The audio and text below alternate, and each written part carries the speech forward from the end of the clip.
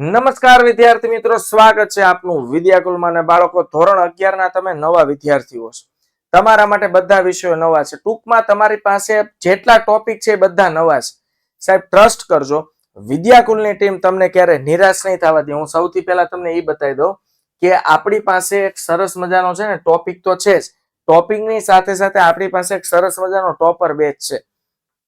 જે વિદ્યાર્થી મિત્રો આ ટોપર બેચમાં જોડાવા માંગતા, હું નથી કહેતો પેમેન્ટ પહેલા કરજો. સૌથી પહેલા 9924444540 આ નંબર પર કોલ કરી દો.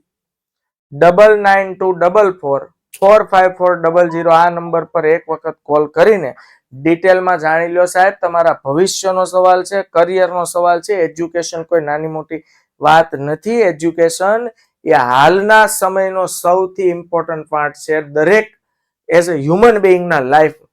અને તમે એવા પડાવ ઉપર છો કે આવતા વર્ષે તમે એવા ટર્નિંગ પોઈન્ટમાં જવાનો છો ધોરણ 12 થકી કે તમારું જીવન સુધરી જશે.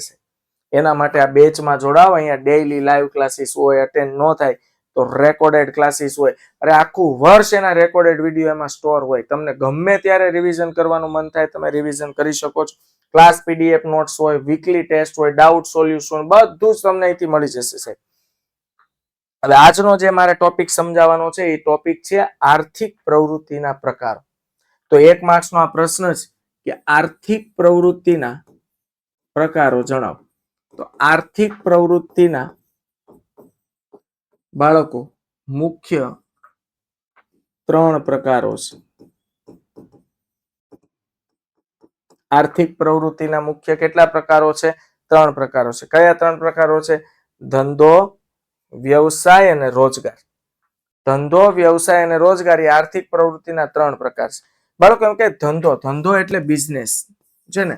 આ શબ્દ બીજી શબ્દ પરથી ઉતરી આવ્યો છે અને પછી શબ્દ આવો બન્યો. બીઝી એટલે થાય વ્યસ્ત. કોઈ પણ કાર્યમાં પ્રવૃત્તિમય રહેવું.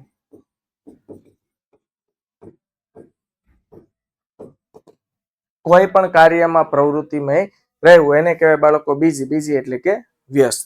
તો ધંધો છે ને એ બીજી શબ્દ પરથી ઉતરી આવ્યો છે એટલે આપણે ધંધા માટે શબ્દ વાપરીએ છે બિઝનેસ. આમાં ઘણાનો હરખ એ હશે કે ભાઈ સર મારે છે ને બિઝનેસમેન બનવું છે. એવી રીતે વાત કરીએ તો આવે બાળકો રોજગાર. રોજગારની વાત કરીએ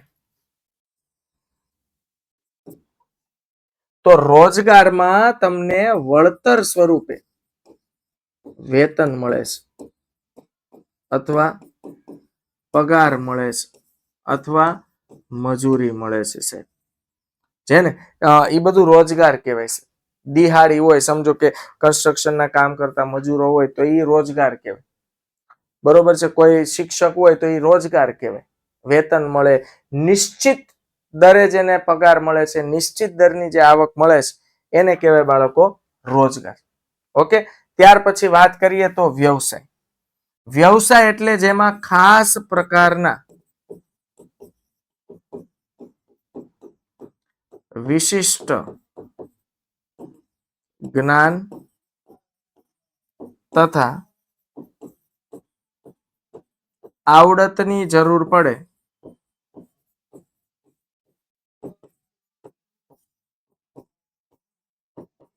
તેને કહેવાય વ્યવસાય. જેમાં ખાસ પ્રકારના વિશિષ્ટ જ્ઞાન તથા આવડતની જરૂર પડે એને કહેવાય વ્યવસાય. જેમ કે હું વાત કરું તો ડોક્ટર, વકીલ, સીએ એટલે કે ચાર્ટર્ડ એકાઉન્ટન્ટ, આ ખાસ પ્રકારના વ્યવસાય વ્યક્તિ કહેવાય. ડોક્ટર છે એની પાસે ખાસ પ્રકારનું ચિકિત્સકનું નોલેજ છે. વકીલ છે તો એની પાસે ખાસ પ્રકારનું કાયદાનું નોલેજ છે બાળકો. સમજાય છે? અને સીએ છે ચાર્ટર્ડ એકાઉન્ટન્ટ, તો એની પાસે ખાસ પ્રકારનું હિસાબો અને ફાઇનાન્સનું નોલેજ છે. હવે કોને કેવી રીતે વેતન મળે એ આપણે જોઈ લઈએ. વળતર. જેમ કે ધંધો છે બાળકો, તો ધંધામાં આર્થિક વળતર સ્વરૂપે શું મળે છે? નફો મળે છે. ધંધામાં આર્થિક વળતર સ્વરૂપે શું મળે છે? નફો મળે છે. ધંધામાં આર્થિક વળતર સ્વરૂપે નફો મળે છે. પછી આવે છે બાળકો વ્યવસાય.